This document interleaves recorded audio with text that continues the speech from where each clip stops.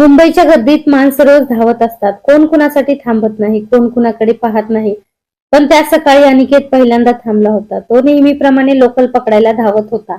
हातात बॅग, कानात इयरफोन्स, डोक्यात हेडलाईन आणि मनात कायमची पोकळी. त्याचं आयुष्य म्हणजे ऑफिस, ट्रॅफिक, काम आणि रात्री उशिरा रिकाम्या खोलीत परतणं.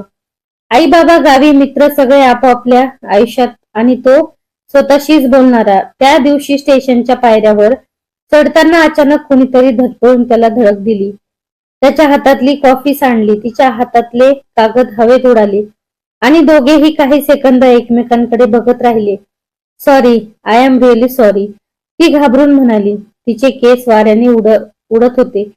डोळ्यात घाई आणि आवाजात एक विचित्र प्रामाणिकपणा. अनिकेतला राग येण्याऐवजी काहीतरी वेगळंच वाटलं. तो खाली वाकून तिचे कागद उचलायला लागला. प्रत्येक कागदावर वेगवेगळे स्केचेस होते. कधी समुद्र, कधी झोपलेली मुलगी, कधी एखादा उदास चेहरा. तू आर्टिस्ट आहे? त्याने नकळत विचारलं. ती थोडीशी हसली. हो, होण्याचा प्रयत्न करते. तिचं नाव सिया होतं. ती ग्राफिक डिझायनर होती, पण मनाने पेंटर. तिचं आयुष्यही धावपळीचं होतं, पण तिच्या धावत्या स्वप्न होती. त्याच्या धावत्या फक्त जबाबदाऱ्या. त्या एका छोट्या अपघाताने त्याच्या आयुष्याला एक वळण दिलं.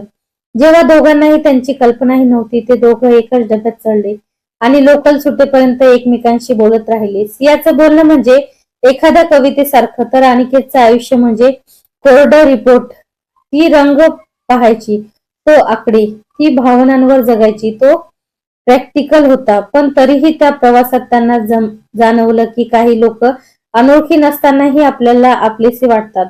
स्टेशन आल्यावर दोघेही उतरले, वेगवेगळ्या दिशेने निघाले, पण दोघांच्याही मनात एकच विचार, पुन्हा भेट होईल का? पुढचे काही दिवस अनिकेत सतत त्या क्षणाचा विचार करत राहिला.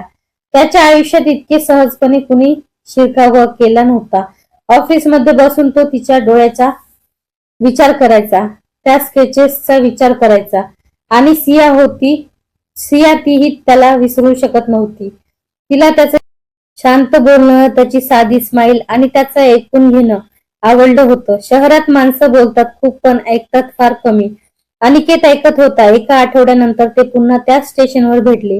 यावेळी दोघेही धावत नव्हते. ते थांबले, एकमेकांकडे पाहिलं आणि हसल जसं काही आयुष्याने मुद्दाम त्यांना एकमेकांसमोर उभं केलं होतं. त्या दिवसापासून त्यांची भेट रोज व्हायला लागली. कधी कॉफीसाठी, कधी समुद्रकाठी, कधी फक्त चालायला. सिया त्याला रंग दाखवायची, तो तिला वास्तव. ती त्याला स्वप्न दाखवायची, तो तिला जमीन. आणि हळूहळू दोघांनाही जाणवलं की हे फक्त मैत्री नाही, हे त्याहून काहीतरी खोल आहे. अनिकेतला प्रेमावर विश्वास नव्हता. त्याला वाटायचं प्रेम म्हणजे डिस्ट्रक्शन, वीकनेस. पण सिया ती त्याच्यासाठी स्ट्रेंथ बनत होती. तिच्या हसण्यात त्याला शांतता मिळायची, तिच्या दुःखात त्याला स्वतःचं दुःख दिसायचं. सियाला पहिल्यांदाच कुणीतरी तिच्या स्वप्नांना चिल्ड्रिश न म्हणता तू करू शकतेस असं सांगितलं होतं. तो तिचा आधार बनत होता आणि तिला कळतही नव्हतं की ती त्याचा आधार बनली आहे. पण शहरात प्रेम सोपं नसतं. इथे प्रत्येकाच्या आयुष्याला डेडलाईन्स असतात, प्रेशर असतं आणि वेळ कमी असतो. सियाला एवढं मोठं अपॉर्च्युनिटी मिळाली, एक इंटरनॅशनल आर्ट प्रोग्राम. तिला शहर सोडून जावं लागणार होतं. ती खुश होती, पण तिच्या डोळ्यात भीती होती. अनिकेतला सांगायचं होतं, पण ती घाबरत होती, कारण तिला माहित होतं ही बातमी त्याच्या